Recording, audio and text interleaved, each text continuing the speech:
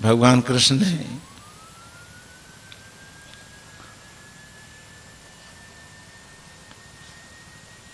तीन साधन कहिए बताए हैं ज्ञान प्राप्ति के लिए या दुनिया की कोई चीज की उपलब्धि के लिए। श्रद्धा, तत्परता और संयतेंद्रियता। मूल पंक्ति है श्रद्धावान लभते ज्ञानम तत्परः संयतेंद्रियः।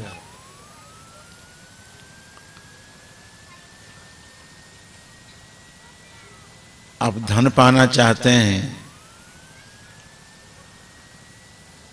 बल पाना चाहते हैं, ज्ञान पाना चाहते हैं, शांति कल्याण पाना चाहते हैं,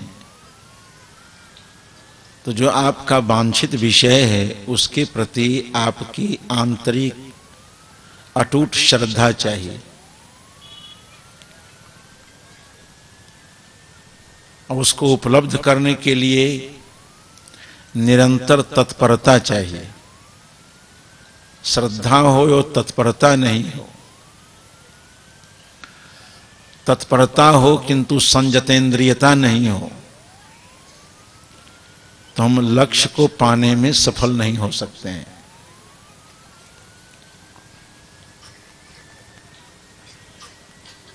धन पाना चाहते हैं तो केवल चाह से काम नहीं चलेगा, उसके लिए उद्यम करना होता है, पूरी तत्परता बरतनी होती है और विरोधी पक्षों से बच कर चलना पड़ता है।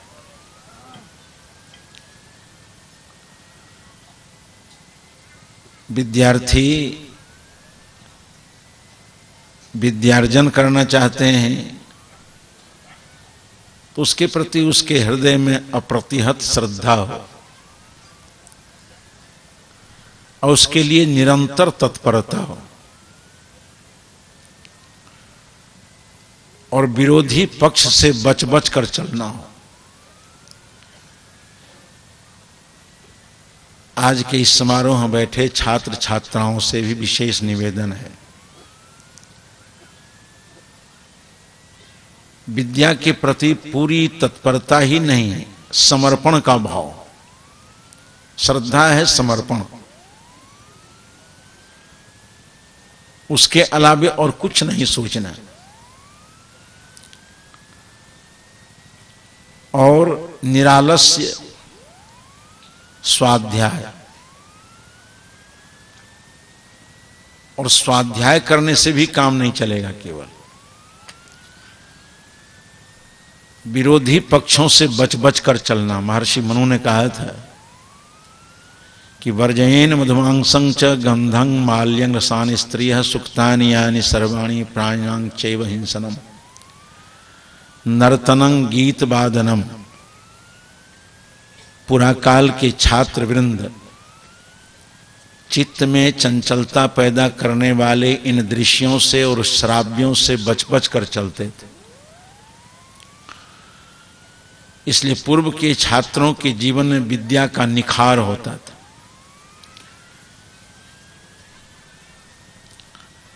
उन अध्येताओं के जीवन में विद्या चमकती थी, चेतना का बंटवारा नहीं होता था। इसलिए संपूर्ण रूप से अपनी चेतना का नियोजन वो स्वाध्याय में ही लगा करते थे।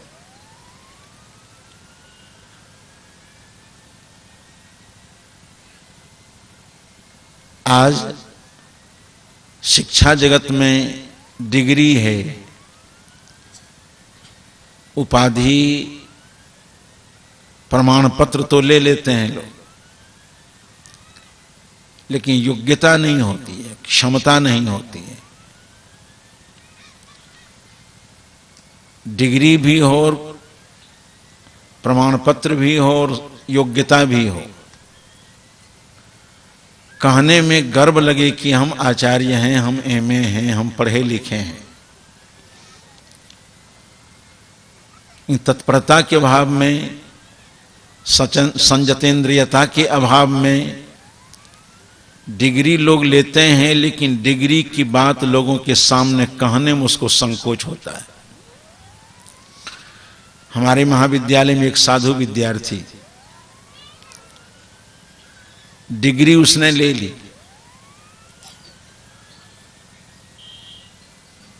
मैंने एक दिन पूछा, दो चार लोग हमारे अगल बगल में बैठे थे, हमने कहा कि रामेश्वर दास जी तुम्हारा आचार्य हो गया है। हमारी जांघ में वो उंगली गिरा करके कहता है कि धीरे से बोलिए ना। हम कि आचार्य पास कर लिए ना जी। कहा धीरे धीरे पूछिए ना, जोर से काहे पूछते। कहा भय तुमको क्यों लगता है? कहा आचार्य पास कर गए हैं लेकिन कुछ आता नहीं है हम।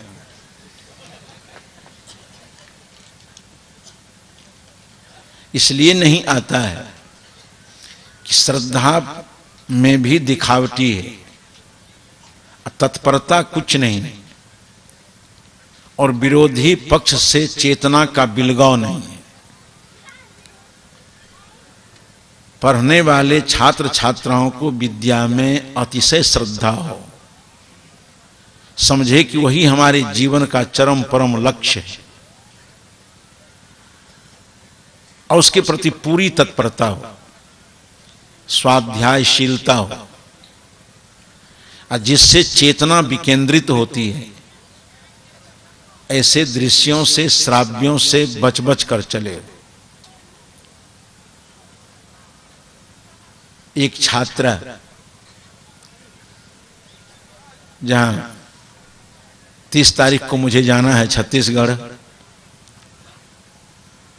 एक एमए की छात्रा ने हमसे कहा कि साहब पढ़ने में मन नहीं लगता है। हमने कहा कि मन को तुम स्वीकार रहे हो,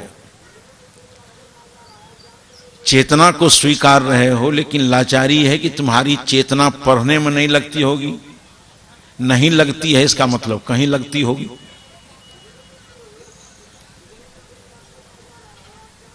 कहा पढ़ने में मन नहीं लगता है। हम कहा कहीं लगता होगा तो पढ़ने में कैसे लगेगा? उस छात्रा ने कहा कि साहब हमारे हृदय की बात आप कैसे जान लिए? कहा कि अंतर्जामी है।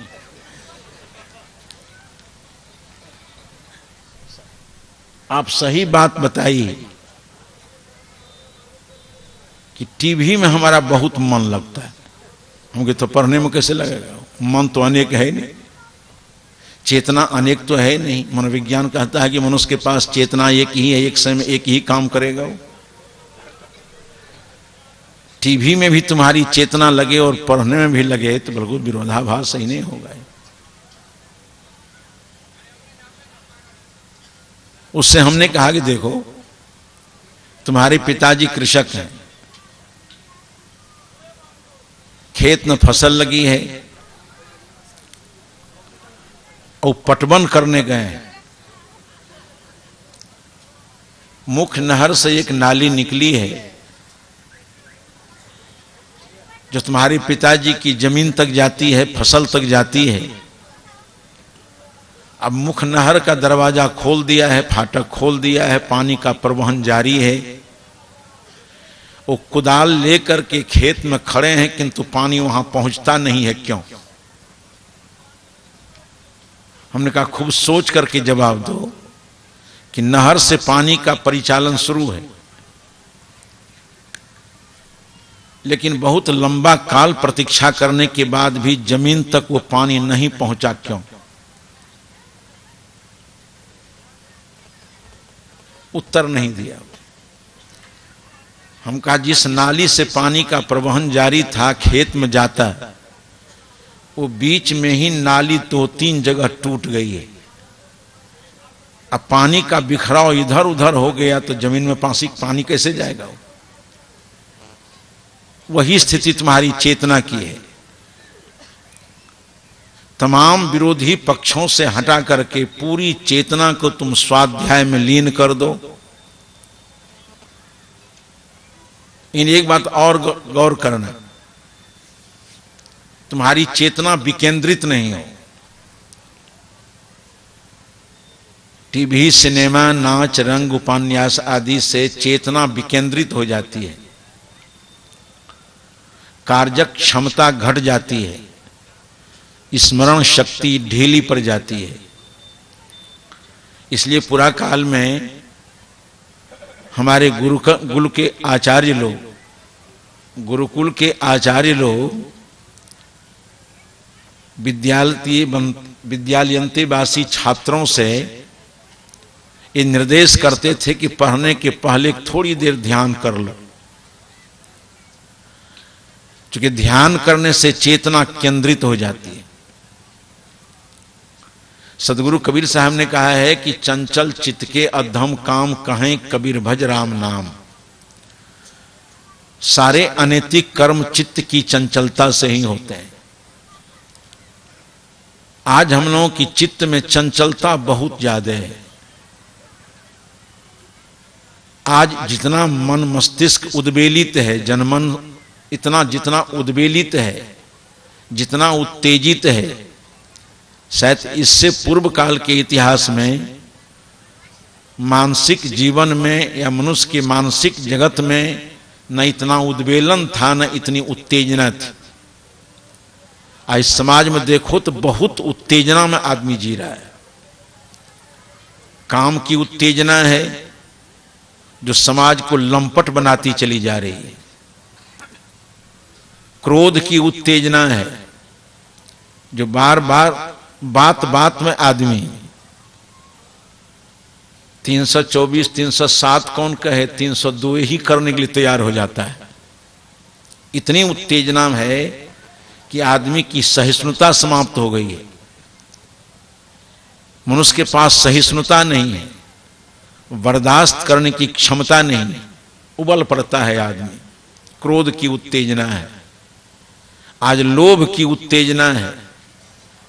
लोभ की उत्तेजना के चलते गोस्वामी तुलसीदास जी की पंक्ति लोगों के व्यवहार में चरितार्थ हो रही है कि ब्रह्म ज्ञान बिन नारी नर करे न दूसरी बात, कौड़ी कारण लोभ बस करहि विप्र गुरु घात। लोभ की उत्तेजना इतनी है कि पुत्र माता पिता की हत्या करता है, भाई भाई की हत्या करता है, पड़ोसी पड़ोसी को परेशान करता है। हम लोग भी उससे अछूते नहीं हैं। मठ मंदिरों में देखो तो जो धन लिप्सा से साधु हुआ है, जिसके अंदर कल्याण की भावना नहीं है,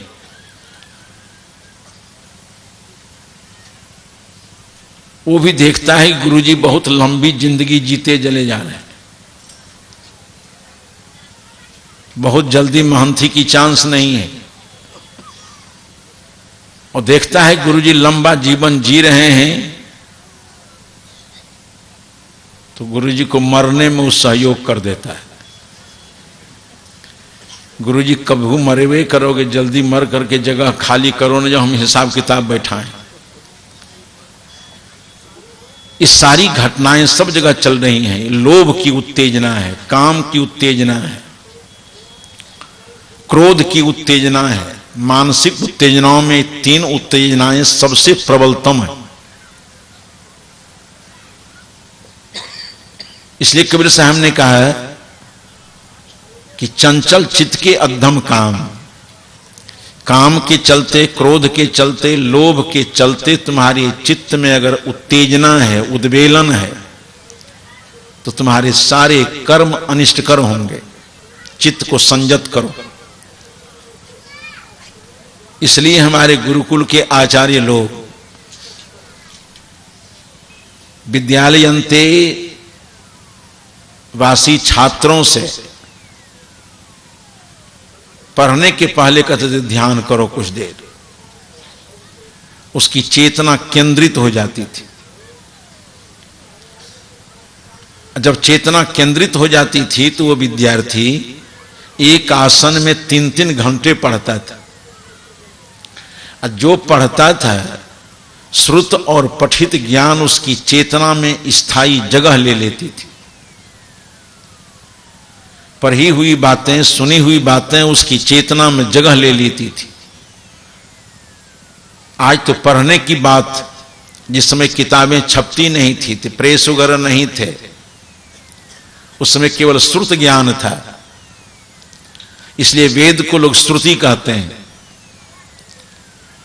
मनीषी लोग चिंतन करते थे, कुछ अनुभव करते थे और उस अनुभूत विषय को वो बोलते थे। जिज्ञासु लोग उनके निकट बैठ करके सुनते थे, इसलिए वेद को लोगों ने श्रुति कहा। सुन करके जाना हुआ ज्ञान है। तो सुन सुन करके लोग, इतनी स्मृति उसकी तीव्र थी कि सुन करके बात को लोग हृदयंगम कर लेते थे। पढ़ने वाले छात्र छात्राओं के जीवन में अध्ययन के प्रति, विद्या के प्रति पूरी श्रद्धा और निरंतर तत्परता हो। अब विरोधी पक्ष से बचने के लिए प्रयास हो, संयतेंद्रियता हो, उसकी इंद्रियां संयत।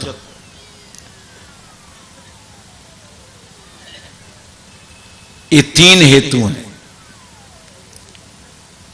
हम आप भी सुनते हैं, सुनना भी एक साधन है। श्रुत और पठित ज्ञान पर मनन करना, जो बातें अभी आपसे जय स्वरूप जी ने कही, पूर्व मनीषी ने उसको इस प्रकार से कहा है कि श्रोतव्य श्रुति वाक्येभ्यः, वेदों को पढ़ो, सुनो, उपनिषदों को पढ़ो, कुरान को पढ़ो, बाइबल को पढ़ो, नीति ग्रंथों को पढ़ो, संत साहित्यों को पढ़ो, या विद्वान के मुख से सुनो। लेकिन सुनने और पढ़ने के बाद उस श्रुत और पठित ज्ञान पर एकांत में बैठ करके मनन करो। मनन बहुत महत्वपूर्ण साधन।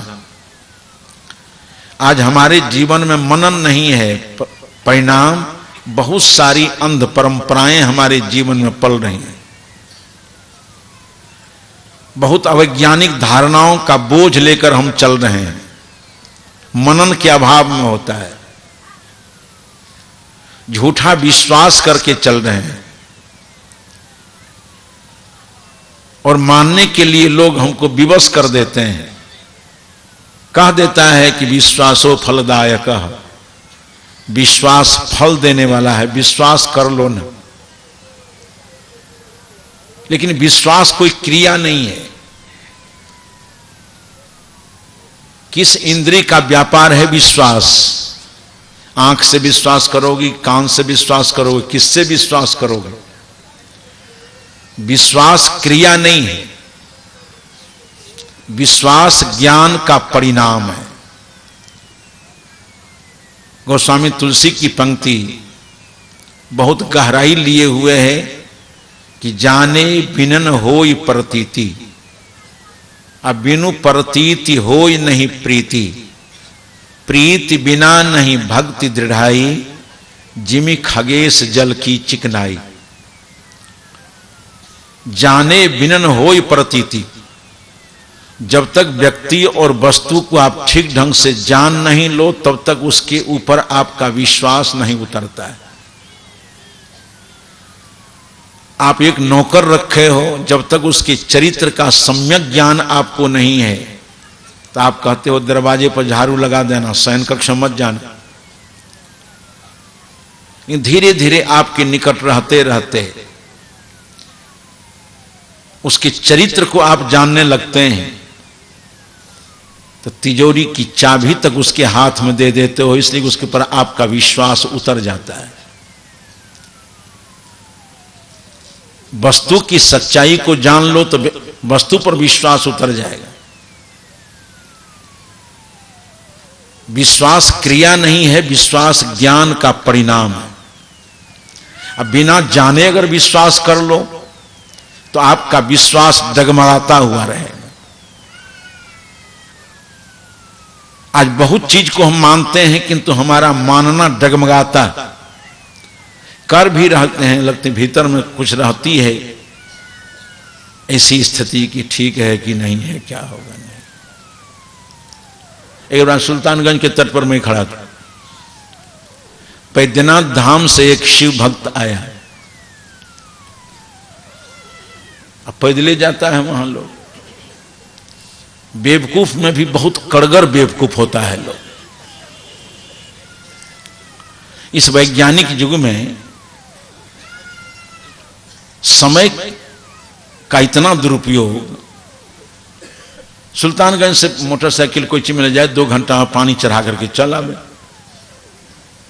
नहीं वो डाक बम जाएगा, पैसेंजर बम जाएगा, और जो सबसे ढालेल बेवकूफ है वो पेटकुनिया बम जाता है।